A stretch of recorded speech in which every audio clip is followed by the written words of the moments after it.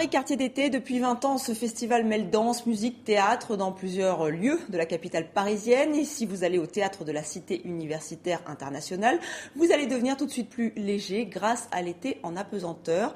Un spectacle fabriqué, mis en piste et en musique par Kitsou Dubois et Fantasio. Rebonjour. Bonjour. Merci d'être avec nous. Alors sur le papier, vous êtes très différents. Vous êtes une danseuse, chorégraphe en apesanteur. Fantasio, lui, est un musicien. Il aime aussi les mots. Il est plus terrien. Vous aviez envie de marier vos différences ? En fait, c'est à l'initiative de Pascal Enrault, la directrice du théâtre de la Cité internationale, qui nous a mis ensemble, nous a proposé de nous mettre ensemble et on a décidé d'y aller. Et donc, on a fait une sorte de fabrication mise en piste qui, les contraires se cèdent les uns les autres, c'est-à-dire Fantasio, effectivement, il a une sorte de liberté avec les mots qui passe entre l'émotion et le cynisme et quelque chose de très quotidien et terrien.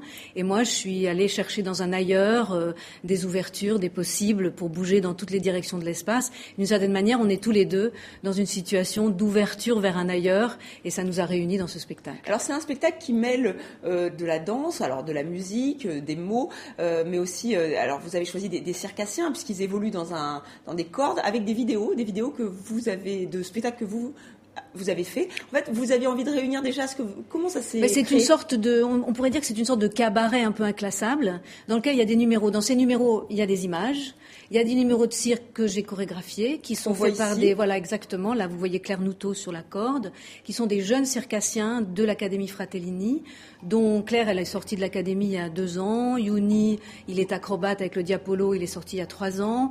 Et Jeanne et Pauline, elles sont sorties carrément juste en juin. Donc, c'est quelque chose entre la jeunesse, la très grande jeunesse, et le choix qu'ils ont fait aussi d'aller vers une pratique tout à fait spécifique que je peux faire sur les agrès, qui est entre la danse et le cirque, et qui les fait voler, en fait, dans le volume du plateau. Et puis, les interventions régulières de Fantasio, qui est une sorte de performeur qui nous remet dans une réalité tout en nous envoyant ailleurs avec ses mots. Il est musicien aussi. Et tout cela est accompagné par un DJ qui s'appelle DJ Shalom et qui fait l'univers musical de toute la soirée. Alors, ce qui frappe dans votre parcours, c'est vraiment ce choc esthétique, et peut-être même physique que vous avez eu en étant en apesanteur. C'était en 1990. Vous avez vécu cette expérience et depuis, vous explorez justement notre capacité en tant qu'être humain, enfin d'échapper à la gravité. C'est ce qui vous motive ? Absolument. C'est-à-dire que c'est une expérience un peu fondamentale. Mon premier vol, effectivement, en 1990, ça m'a bouleversée. Et en fait, je me suis imprégnée de ce phénomène. Je suis rentrée dans ce phénomène. J'ai travaillé, j'ai cherché comment faire pour faire le lien avec notre vie sur Terre. Et en fait, l'idée, c'est que cette gravité, elle est tellement importante qu'elle camoufle plein de forces qu'on a sur Terre aussi, mais qu'on ne sent pas parce que la gravité les camoufle. Et quand on est en apesanteur, on découvre plein de choses. C'est une richesse de perception incroyable et qui en fait nous redonne un autre point de vue sur notre vie de terrien. Et du coup, je travaille à partir de ça. J'ai mis tout un processus de création à partir de ces expériences en apesanteur et comment les recréer sur Terre. Alors c'est sûr que sur le plateau, on est en gravité, mais on peut jouer vraiment de l'espace du corps pour essayer d'oublier l'agrès et d'avoir le sentiment que tous ces circassiens sont en train de voler dans le volume du plateau. Alors justement, on voyait ces images de danseurs, de circassiens évoluer en apesanteur. Comment vous faites ? Vous faites des vols, c'est ça ? C'est-à-dire qu'il faut retrouver, il y a effectivement en plateau, on peut pas, ou alors vous essayez par d'autres artifices, par d'autres moyens. Mais comment vous avez travaillé avec la NASA, avec le Centre spatial russe, français. Donc vous faites des vols. Expliquez-nous comment ça fonctionne. En fait, c'est des vols, c'est des avions que la France, essentiellement des vols avec le CNES, le Centre national de recherche spatiale français.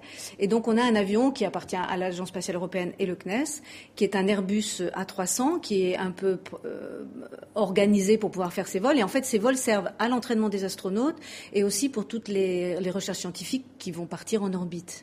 Donc j'ai pu avoir des espaces grâce à l'Observatoire de l'espace du CNES, qui est un département du CNES qui se pose la question de la pensée, du spatial, comment ça transforme notre pensée sur Terre.